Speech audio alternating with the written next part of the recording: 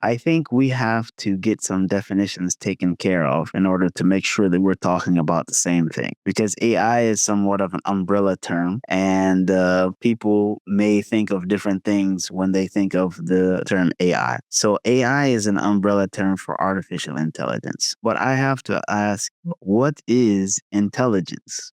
In the past, intelligence in a computer world was considered as mathematical ability. If we think about the first computers, their main function was to process, mathematical problems.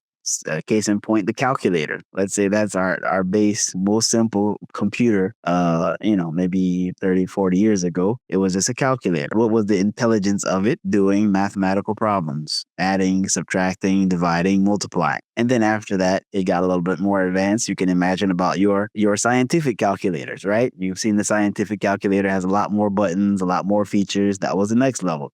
Then you actually had your PCs. What were your PCs able to do? A little bit more than that, but it wasn't something so advanced. So intelligence has usually had mathematical value associated with. And then later on, I think in maybe the 80s, they started to develop the first computers that could play chess. Okay. So the next level of intelligence, so called intelligence, was the ability to play games of strategy. So it was, I think, like it was in the 80s, it was the first computer to beat a grandmaster of chess. And then there's another game from Asia, I think from Korea or China called Go. And they developed a computer that could beat the master of this game called Go. It's played with a lot of white and black pieces on a big board. Okay, so these are the different levels of intelligence. So now AI has expanded more, where you have a few different things. You have machine learning, you have deep learning, you have like what Sheikh Yusuf mentioned, the natural language processing. So all of these things are coming under AI, but there are different functions of it. And I think a lot of people don't know what these things are.